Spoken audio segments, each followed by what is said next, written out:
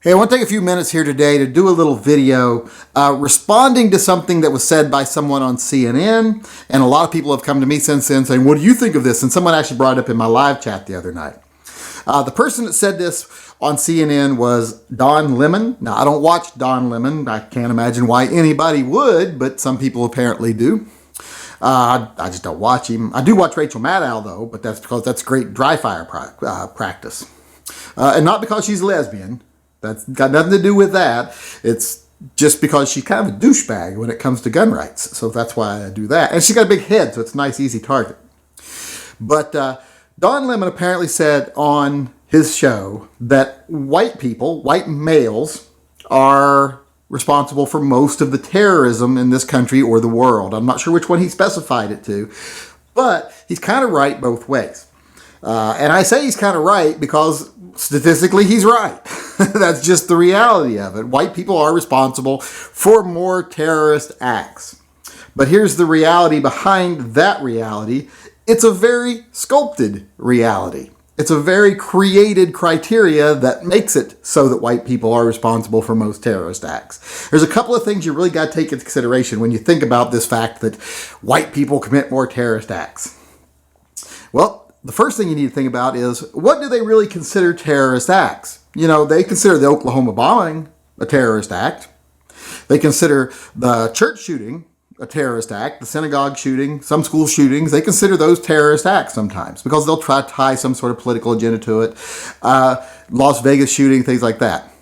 But what do they not consider terrorist attacks? Drive-bys, gang killings. If a gang goes around and kills 15 other gang members in one weekend in Chicago, they don't consider that terrorism.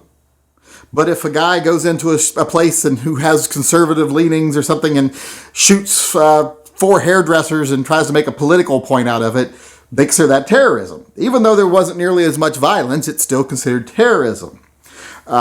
When you look right at it, all the numbers considering murder, white people are not responsible for most murders, which is what a lot of people think of when they think of terrorism. Like the bombs being sent in the mail. Even though they didn't go off, that's considered terrorism.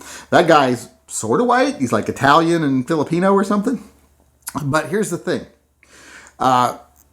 Those people, when you look at the acts themselves and people actually being murdered, blacks kill more people, period, than whites do. Even though blacks make up a smaller percentage of the population in this country, they kill more people than white people do. It's not a judgment on race or anything like that. That's just a statistical fact. Now, they are more often killing other black people. So black on black crime is a really bad problem in this country that needs to be dealt with. But they're not likely to kill white people as much as they are to kill another black person. Now, white people, it is true, though, that white people, when they kill someone, they're more likely to kill a black person than a black person is to kill a white person. But still, a lot of white people kill other white people, too. So when you look at just people committing murders, it's not white males committing most of the murders. Males commit most murders, period, because we're more aggressive. But as far as criminal charges of murder, etc., it's not white males doing most of it. But they are responsible for most terrorist acts when you define terrorist acts a certain way. And here's another thing that might surprise you. This is the other thing you really need to take into consideration when you're hearing the thing about how white males commit most terrorist acts and you're getting all up in arms about it. The 9/11 attacks, that was perpetrated by white males. Because legally, Middle Easterns are considered Caucasian. All Middle Eastern terrorism you see is terrorism by white males. Now, the media doesn't like to tell you that. They don't like to tell you how they define terrorism. They don't like to tell you how they cherry pick what's terrorism and what isn't. And they definitely don't like to tell you that they consider Middle Easterners white. Middle Easterners are white. They are Caucasian. Unless you're from like those upper parts of Africa where it is predominantly black, most Middle Easterners are white. So when you see the terrorist acts in France by the Middle Easterners, when you see it in England by the Middle Easterners, when you see it in the Middle East by Middle Easterners, that's white guys committing acts of terrorism. So it's a little misleading. So it might be true white guys commit most acts of terrorism, but who they consider white and what they consider terrorism really lends to that whole idea. When you start singling it out a little more by let's say, religion. What religion commits more terrorist acts? well, then it would be a little bit different story. A certain little religion of peace would be looking pretty bad.